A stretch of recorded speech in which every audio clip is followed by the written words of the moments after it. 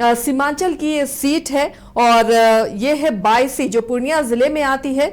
AIMIM के candidate ने यहां से जीत दर्ज की, लेकिन फिर वो RJD से जा मिले। तो इस सीट का मिजाज कैसा रहा है, इस सीट को स्कैन करने पर क्या नजर आता है? AIMIM ने जिस तरह जीत दर्ज की, अब वो कैंडिडेट RJD के हैं, तो क्या RJD उन्हें ही उतारेगी? तो फिर AIMIM के कैंडिडेट को यहां फिर अगली बार क्या जीत मिलती है या फिर कैंडिडेट यहां पर हावी होंगे? इन सब पर चर्चा के लिए हमारे साथ स्टूडियो में वरिष्ठ सहयोगी राकेश रंजन मौजूद हैं। रंजन जी, ये सीट बेहद दिलचस्प सीमांचल की एक सीट है पूर्णिया जिले की। AIM ने जीत दर्ज की और बाद में वो RJD से जा मिले। तो अब इस सीट को पहले आप स्कैन करें, इसका मिजाज बताएं, फिर इस पर चर्चा करते हैं। देखिए, जब आप 22 विधानसभा क्षेत्र को स्कैन करेंगी तो दिखेगा कि यहाँ पर जो राजनीतिक समीकरण हैं वो बदलते रहे हैं और इसीलिए अलग अलग पार्टियां यहाँ पर चुनाव जीतती रही हैं और मुस्लिम बहुल क्षेत्र है ये। लेकिन जब 2010 में बीजेपी ने यहाँ से जीत हासिल की तो सभी चौंक गए कि कैसे ये जीत मिली। तो इन सारी चीज़ों की वजह से 22 की जो विधानसभा सीट है वो बहुत महत्वपूर्ण है और इस बार जो है लोगों की नज़र 22 विधानसभा क्षेत्र पर इसलिए भी ज़्यादा है क्योंकि जब पिछला चुनाव हुआ था तो AIMIM के कैंडिडेट सैयद रुकनुद्दीन अहमद यहाँ से जो है पतंग उड़ाने में सफल हुए थे, लेकिन जो पतंग की डोर थी वो RJD ने काटी और उसके बाद जो सैयद रुकनुद्दीन अहमद जो है 3 अन्य विधायकों के साथ RJD में शामिल हो गए।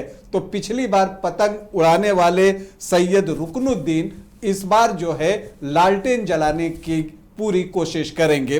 देखिए, जो विधायक हैं सैयद रुकनुद्दीन, वो जो हैं इस क्षेत्र में पिछले 2.5 दशक से आप मानकर चलिए कि काफ़ी सक्रिय हैं। उनके जो पिता थे वो भी यहाँ का प्रतिनिधित्व कर चुके हैं, तो एक राजनीतिक विरासत भी उनके पास है। सैयद मोइनुद्दीन जो हैं उनके पिता थे, वो 2 बार 22 से विधायक रहे हैं। तो उनका अपना एक कह सकते हैं कि उनकी अपनी आइडेंटिटी है।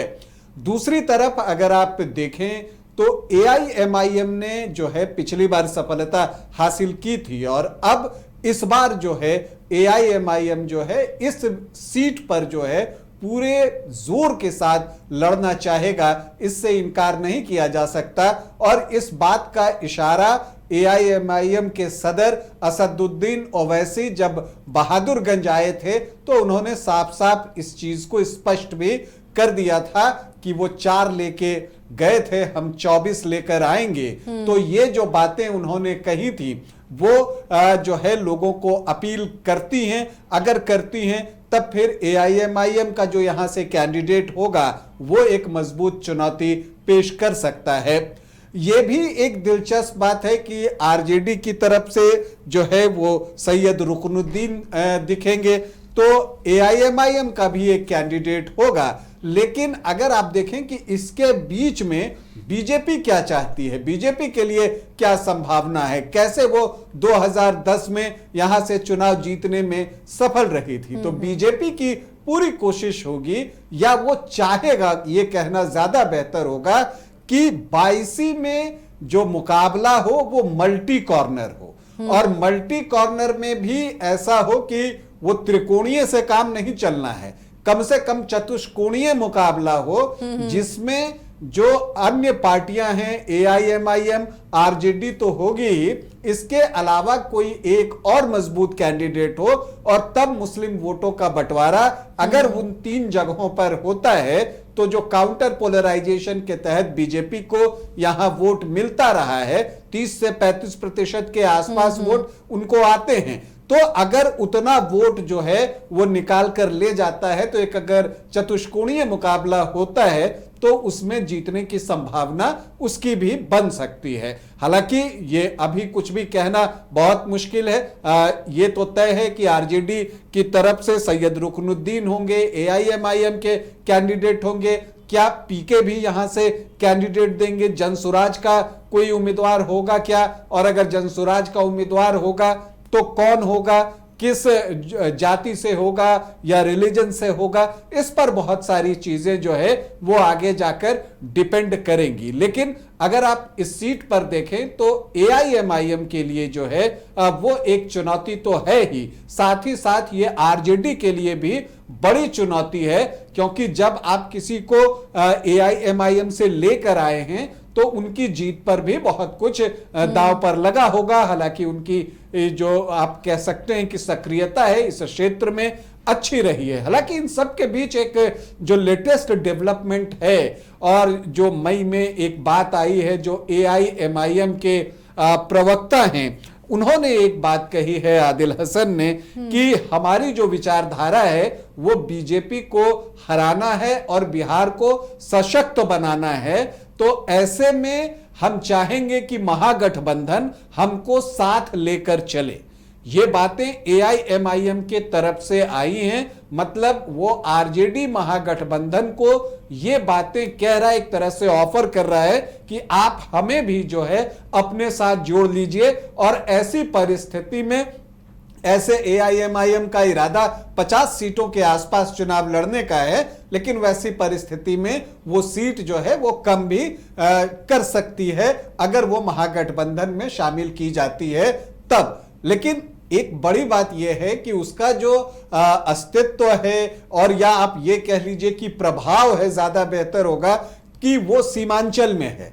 अब सीमांचल में तो जो 4 विधायक हैं वो निकलकर आरजेडी में गए हैं, वो एआईएमआईएम ने 2020 में जीती थी, तो वो तो कहेगा हमें वो सीटें चाहिए।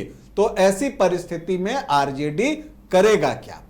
अब एक बात जो एक तरह से इसे आप मास्टर स्ट्रोक भी कह सकती हैं कि जब एआईएमआईएम ने यह कहा कि महागठबंधन हमें लेकर चले साथ में और हम मिलकर बीजेपी को हराएंगे, तब जो है आरजेडी को एआईएमआईएम को बीजेपी की बी टीम कहने में भी परेशानी हो सकती है। तो ये आप कह सकते हैं कि एक स्ट्रैटेजी का भी हिस्सा एआईएमआईएम का हो सकता है। तो ये सारी चीजें यहां पर दिखती हैं, लेकिन एक बात तो है कि एआईएमआईएम पूरे दम के साथ यहां चुनाव लड़ेगा। और देखिए उनका कौन उम्मीदवार होगा ये बताना फिलवक्त तो मुश्किल है, लेकिन एक गुलाम सरवर कैंडिडेट हैं जो काफी दिनों से जो है वो पहले आपको एआईएमआईएम में थे, एआईएमआईएम से 2015 का चुनाव भी लड़ चुके हैं, पिछला चुनाव निर्दलीय लड़े थे, तो वो भी कोशिश कर रहे हैं। खैर, अगर हम यहां पर देखें कि क्या कुछ है तो 15 चुनाव अब तक हुए हैं, जिसमें 14 बार जो है मुस्लिम कैंडिडेट ही चुनाव जीते हैं। सिर्फ एक बार जो है हिंदू प्रत्याशी जीता है और वो संतोष कुमार हैं, जो बाद में पूर्णिया से लोकसभा का चुनाव जीतने में भी सफल रहे थे 2014 और 2019 में भी। अगर हम 2010 से चुनावों की बात करें तो 2010 में एक चुनाव हुआ था जब बीजेपी को सफलता मिली थी। संतोष कुमार जो है वो उम्मीदवार थे, उनको 39,939 वोट आए थे, मतलब 32.58%। और जो दूसरे स्थान पर अगर आप बात कीजिए तो निसार अहमद थे कांग्रेस के टिकट पर, उनको 30,689 वोट आए थे, 25% वोट। और तीसरे स्थान पर अब्दुस सुबहान थे जो आरजेडी से थे, उनको 22.24 मतलब 27,263 वोट आए थे। और सैयद रुकनुद्दीन जो थे वो उस वक्त निर्दलीय चुनाव लड़ रहे थे, उनको भी 18,986 वोट आए थे। तो अब यहां पर आप सबके वोट अगर देख लें तो बीजेपी जीतता है 32.5%, दूसरे स्थान पर कांग्रेस 25%, तीसरे स्थान पर अब्दुस सुबहान 22% और रुकनुद्दीन को 15.5%। तो एक चतुष्कोणीय मुकाबला यहां बन गया था और यही वजह है कि बीजेपी यहां से सीट निकालने में सफल रही थी। खैर 2014 में जब संतोष कुमार कुशवाहा सांसद बनते हैं तो उनका इस्तीफा होता है और फिर उपचुनाव होता है, और उस उपचुनाव में आरजेडी के अब्दुस सुबहान जो हैं वो चुनाव जीतने में सफल रहते हैं। उन्होंने जो है रुकनुद्दीन को जो है वो पराजित किया 5067 वोट से। फिर 2015 का चुनाव आता है, AIMIM यहां से गुलाम सरवर को चुनावी मैदान में उतारता है। बीजेपी ने इस बार उम्मीदवार नहीं दिया था, विनोद कुमार निर्दलीय चुनाव लड़ रहे थे। इसके अलावा आरजेडी से जो सिटिंग विधायक थे अब्दुल सुभान, वो चुनावी मैदान में थे, और सैयद रुकनुद्दीन अहमद जो हैं वो पप्पू यादव की पार्टी से चुनावी मैदान में थे। लेकिन यहां से आरजेडी के अब्दुल सुभान ने जीत दर्ज की, और बड़ी जीत जो है वो दर्ज की 38,740 वोटों से। तो एक बड़े मार्जिन से जो है आरजेडी को यहां पर सफलता मिली, और लालटेन जो है यहां पर जल गया। फिर आता है 2020 का साल, पिछला चुनाव था। इस बार जो है सैयद रुकनुद्दीन जो है AIMIM के टिकट पर खड़े होते हैं। अगर आप सैयद रुकनुद्दीन को देखें पिछले 3 चुनावों से, तो कभी निर्दलीय, कभी पप्पू यादव की पार्टी से, और पिछला चुनाव AIMIM की पार्टी से, और अब वो आरजेडी में है। तो सैयद रुकनुद्दीन अहमद को 68,416 वोट आए, और उन्होंने जो है बीजेपी के विनोद कुमार को 16,373 वोटों से पराजित किया। जो आरजेडी के अब्दुल सुभान थे उनको भी जो है 38,254 वोट आए, मतलब 21.5%, लेकिन वो तीसरे स्थान पर छूट गए। और गुलाम सरवर जो निर्दलीय लड़ रहे थे वो वैसा इंपैक्ट नहीं डाल सके, 2.8% वोट ही उनको आए। तो ये कुछ आंकड़े हैं। अगर जातीय समीकरण पर जाएं तो जो मुस्लिम वोटर्स हैं वो 64.3% है। तो ये आंकड़ा बहुत बड़ा है। अगर ये एक तरफ पड़ जाए तो फिर कुछ रिजल्ट के बारे में कोई भी भविष्यवाणी नहीं। 3-4 तो खड़े होंगे ही जो वोट काट। जी हाँ, तो नेचुरली इसमें देखिए आरजेडी AIMIM से तो कंफर्म है कि कैंडिडेट होंगे।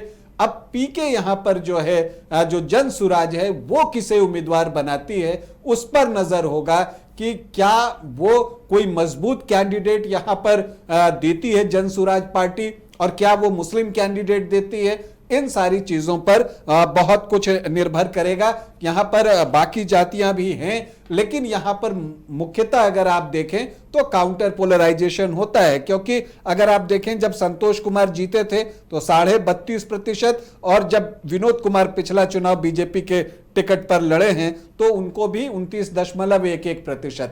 तो वो 30 से 33% के आसपास वोट आता है। 65% के आसपास मुस्लिम वोटर्स हो जाते हैं, तो बचते 35% हैं। उसमें से 30 से 32-33% बीजेपी को चला जा रहा है। हालांकि कुछ मुस्लिम वोट भी आते होंगे, लेकिन मुख्यतः जो है वो सारा वोट यहां चला जाता है। तो यहां पर काउंटर पोलराइजेशन जो है वो हो रहा है। तो इस बार 22 पर सबकी निगाहें होंगी कि यहां जो संघर्ष होगा वो 19-20 का होगा, तो उसमें कौन 21 पड़ेगा, इस पर बहुत कुछ जो है 22 में निर्भर करेगा। 22 में क्या ओवैसी पतंग उड़ा पाएंगे, ये एक बड़ा सवाल है। साथ ही ये भी एक बड़ा सवाल है कि क्या सैयद रुकनुद्दीन अहमद इस बार 22 में लालटेन जलाएंगे, या बीजेपी इन दोनों के बीच जो लड़ाई होगी उसमें अपने लिए मौका देख रही है। चलिए, तो ये 22 को स्कैन करने पर नजर आता है, और बहुत दिलचस्प यहाँ की जंग होने वाली है। फिलहाल अब किस तरह का मुकाबला होगा और AIMIM से कैंडिडेट कौन होगा, क्या 3-4 मुस्लिम कैंडिडेट होंगे तो उसका फायदा बीजेपी को मिलेगा, इस पर भी हमारी नजरें टिकी होंगी।